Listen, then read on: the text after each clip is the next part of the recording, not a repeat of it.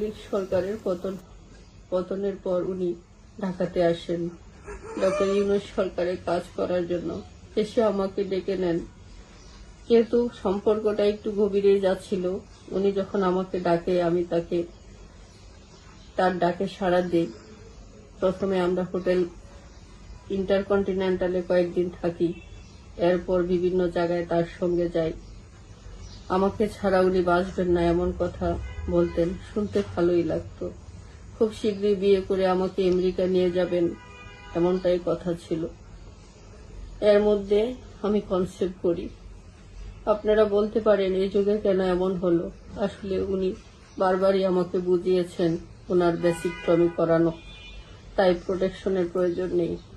আমিও এত বড় মাপের মানুষের কথা বিশ্বাস করেছি। তাছাড়া যেখানে আমাকে বিয়ে করে আমেরিকায় নিয়ে যাবেন সেখানে তো তাকে অবিশ্বাস করার কোনো কারণই দেখি না।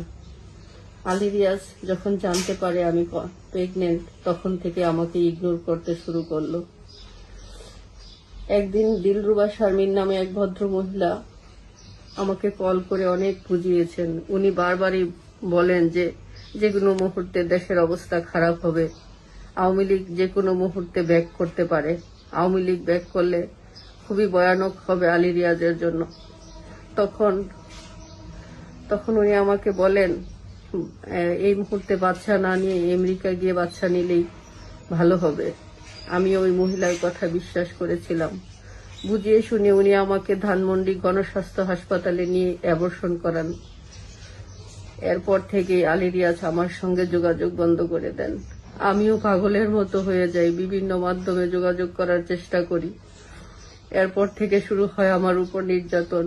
পুলিশ আমাকে হুমকি দিচ্ছে, এখন তো আমাকে তুলে নিয়ে গিয়ে গুম করার হুমকি দিচ্ছে। আমি ভয়ে ফোন বন্ধ করে রাখি, বাইরে যেতে পারি না, নিজের বাসাতেও থাকতে পারি না, বোরখা পরে ঘুরে বেড়াতে হচ্ছে।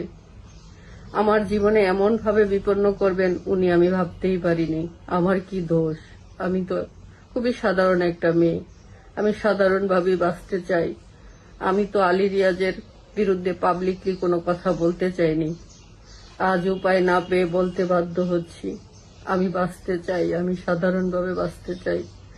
আমি তো তার কোনো ক্ষতি করিনি, তাহলে উনি কেন আমাকে সাধারণভাবে বাঁচতে দিচ্ছে না? আমি বাঁচতে চাই, আমি স্বাভাবিকভাবে বাঁচতে চাই।